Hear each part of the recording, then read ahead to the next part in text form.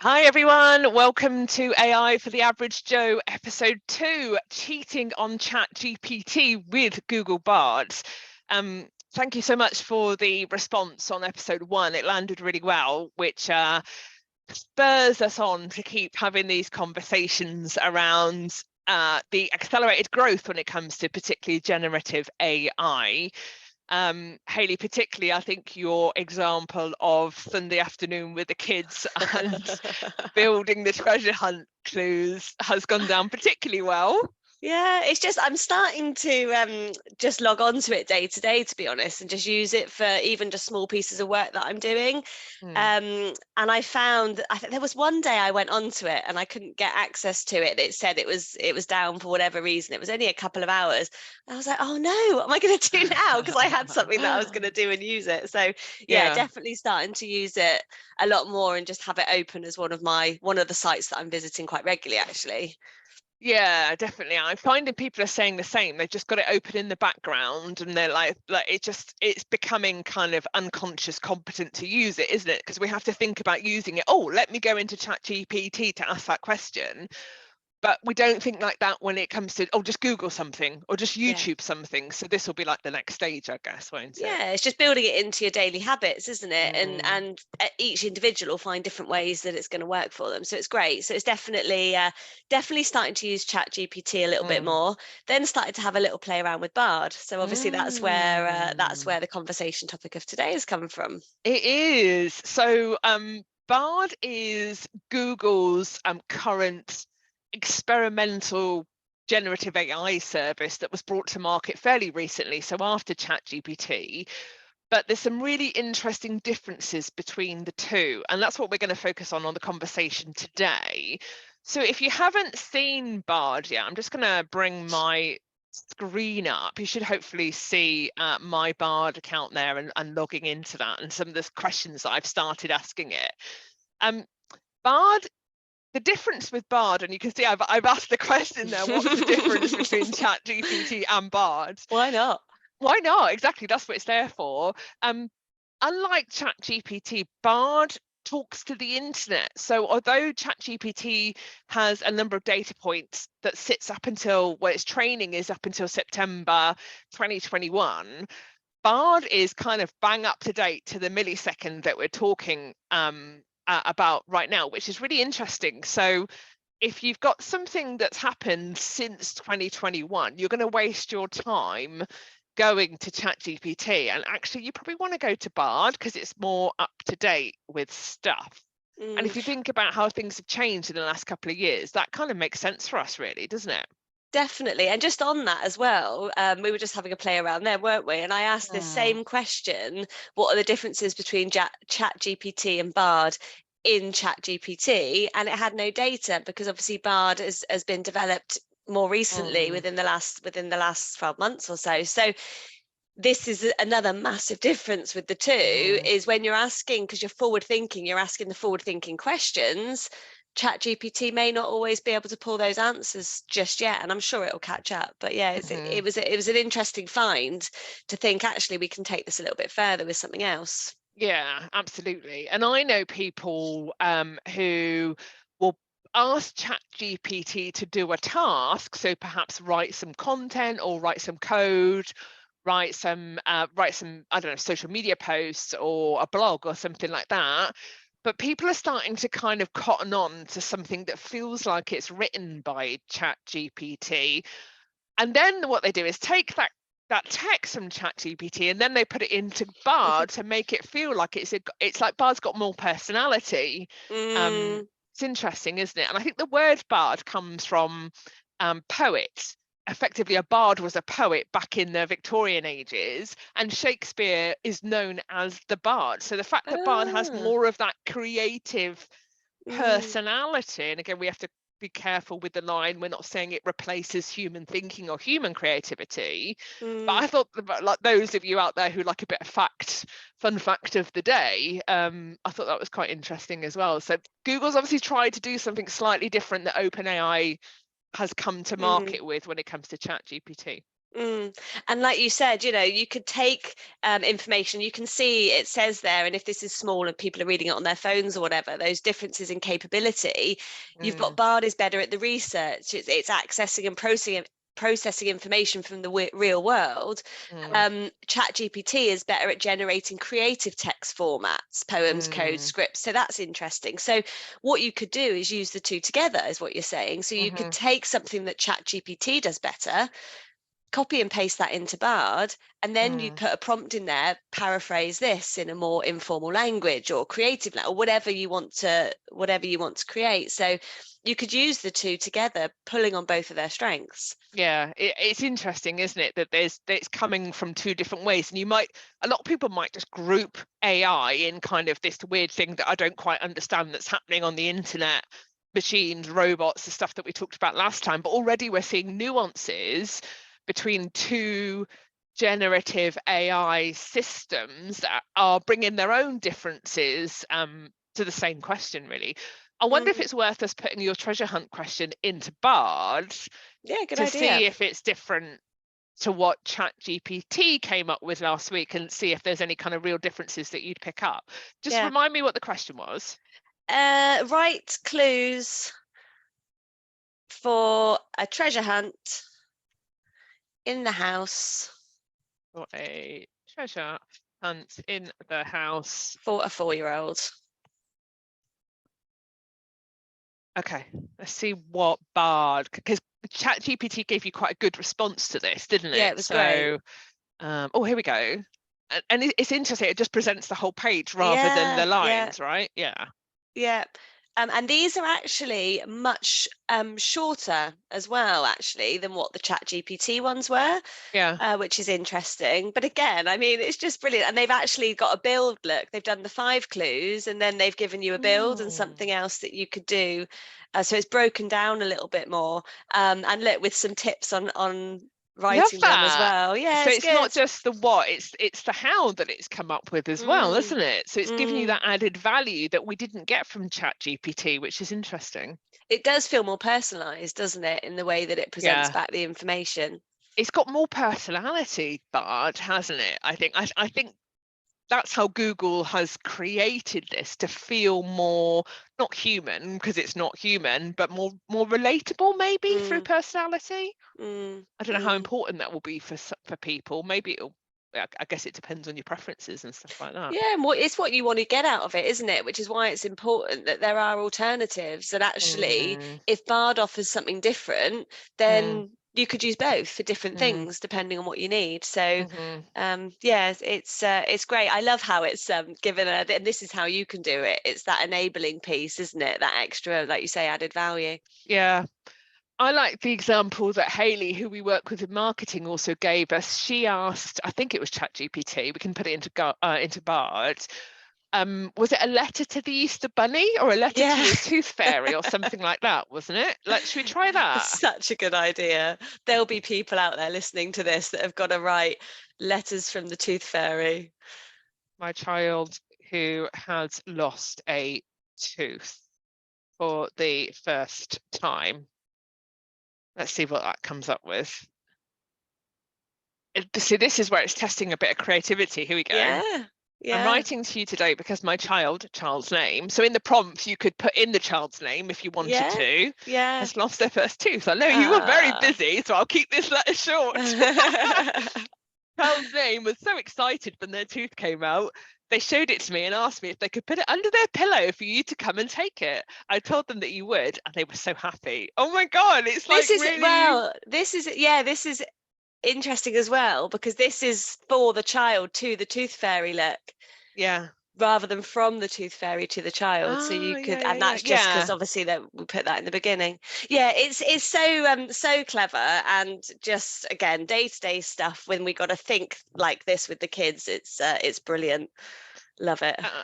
Let's try a little bit more. Create a short blog for learning and development managers about how to use generative AI in training. let's see, and we'll look at prompts a little bit in this session, and we've got some guest speakers coming who are going to give us kind of more technical detail in this stuff going forwards in the next couple of episodes. But let's see what this comes up with, because I think this is the kind of thing that people are going to be thinking about: social media posts, blogs, text, context, that kind of stuff. Here we go. How to use generative AI in training. It will revolutionize the way that we learn and train. This is some of the ways: personalization, engagement, effectiveness. That's a little bit generic, I would argue. Maybe that's down to the quality of the prompt. Possibly. Just go back up again to the prompt, Erica, at the top. So I think when we put something like that into ChatGPT, we had more of a structure of an actual blog, written as a blog. So that's interesting as well. Shall we try it? Yeah, try it. See what happens. Let's pull up a new. Because that felt more page. like a Google response. Like I've Googled it. Yeah, good shout. Let's see what ChatGPT. Oh, here we go. So this is more creative. Yeah, and look at the words that it uses: harnessing the power. So that's interesting. It is more creative than Bard, even though Bard is pitched to have more personality as the poet, as it were, and it's longer. I think the response is quite. Well, this is the blog. They've written a blog, whereas Bard's didn't do that. Written like a structure almost, isn't it? Like the things that you might want to consider. So this is where I think you use the ChatGPT for the creation of and the output of what you're needing, and then you copy and paste that into Bard to make the language more human. Should we try that? Yeah, that's a great idea. So put that into Bard with a paraphrase it to make it conversational or something like that, and see what happens. Yeah, so what's the prompt then? Paraphrase this blog to feel more human. Yeah. So let's see if you'll have to copy, paste it into there, won't you? I was going to say, if it's the same.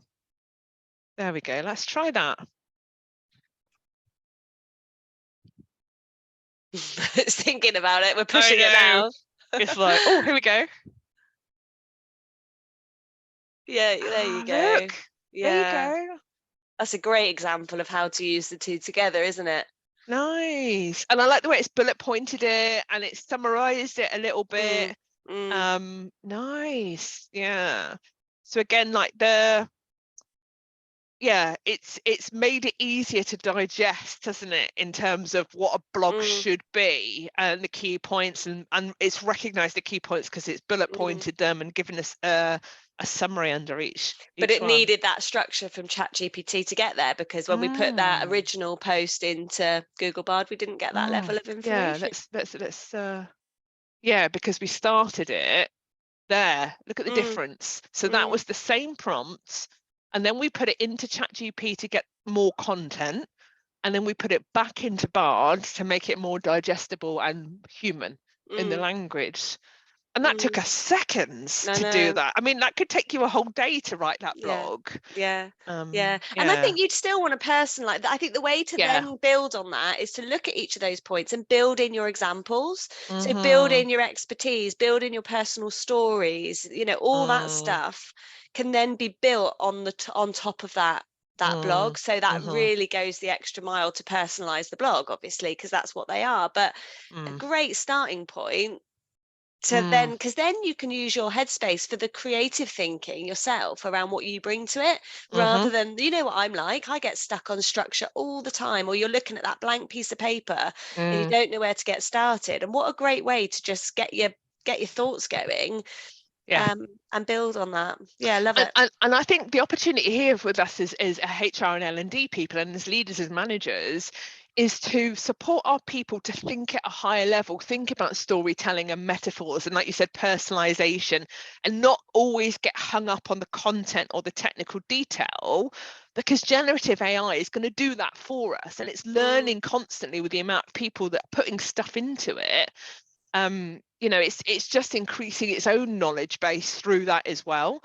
So that I think there's some thinking there for us to think about, that higher level thinking, storytelling, metaphors, personalization, context, the stuff that brings it to life, like you said, rather than just bang, bang, bang, bang, bang. Just being a search, which is actually, if yeah. you think about it, that's what we're programmed to do, because that's what we do now. We search Google, you know, we instruct Alexa. It's all very much, we don't have to think beyond that. It's either there or it isn't.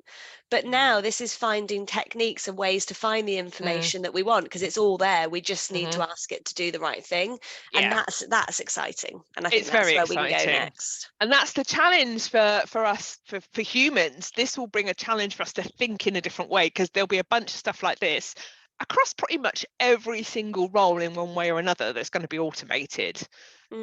So interesting. And like, you can see why people get a bit nervous about it as well, can't you? Because it's like, what does that mean for my job and my role? And if that's part of my role, what happens if that's taken away by an AI system? So yeah, absolutely. And that's why it's so important. And I think people, there's a group at school of people that are like, AI is bad, it's going to take away jobs, it's going to make people unemployed, you know, it's going to become self-sufficient, or, you know, self-conscious or whatever.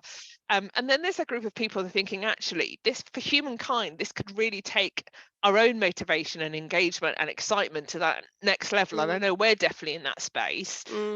But from an organization's perspective, I think you've got to still have that internal chat around, is it legal? Is it moral? Does it add value? And I know Brad Stacey's going to come in and talk to us a bit more about in context in a couple of episodes time around what they're doing in their organization around that as well. Yeah, it'd be brilliant to get some guests in on the next episode so we can start learning more as well and pushing ourselves further. Yeah, absolutely. So that is a really good kind of case study in the moment around how you can use Bard either on its own or with ChatGPT. Again, both free systems for you to access. I did try to get into Midjourney during the week, which is more of their generative AI leading service around images and videos and things like that. But I found it like, I had to set up an account for this, and then I had to join a server for this, and then I had to do this, and then I found out it was a paid prescription. And it needs to be easy, doesn't it? I've had a little play around with a variety of things, but if there's more than 1 or 2 steps to get onto it, then I'm off looking at the next thing, to be honest. But yeah, we'll keep searching and we'll find them. They'll be out there, the easy to access things that do something slightly different, and anything you know that people can share with us would be amazing as well, so we can explore what other people are using. 100%. And on that, I'm always looking for kind of who else are the thought leaders on you know, on AI, and what does that mean? And there's a couple of people that I've been following, if it's just going to come up. Alan Harris, for example. I love just like graphics and like sliders and stuff like this, which give you nice kind of examples of what good prompts look like, or if you're getting started, if you want a certain idea. And I know there's going to be people that come back and talk about this on our show. Ross Stevenson is one of them. What's a great prompt look like, for example? You know, the type of writing, the type of tone, how many words do you want the response to be? What language do you want to include an analogy in it? So you've got to specifically ask it for certain things, for example. It's great, isn't it? I love this. Point me to some free and affordable resources. I mean, who doesn't want that? Yeah, lots of good stuff here, for example. Yeah, and I think those prompts, that'll be a real enabler for people in organizations to give people these sorts of prompts. So again, it's just giving people that direction on how they can get the most out of these tools. So don't be afraid to go and follow people like that. Just follow hashtag generative AI or hashtag AI. That's what a hashtag is for on LinkedIn. It brings it into your feed. And there's tons of this great thought leadership out there. There's lots of people to follow, as we've talked about, and like we said, there'll be some people coming onto AI for the average Joe to share their expertise as well, which is super exciting. Yeah, very. Okay, so that's should we wrap it up in the aim of keeping it short and sweet? So hopefully you've taken a next step in your generative AI journey, as we have today. with this stuff. And I think Hayley will just keep exploring and learning and going on, right? Yeah, just dedicating this time to it. I'm learning something when we're on these calls each time. So it's great use of time for me as well. Yeah, and brilliant. You can see like Santa and Easter Bunny and Tooth Fairy and whoever else you might have in your children's life from that perspective. I think everybody's going to be getting letters from via Bard or ChatGPT potentially. Oh, Brilliant. love it. Good stuff. Okay, thanks everyone. Thanks so much. See you in the next episode. Cheers.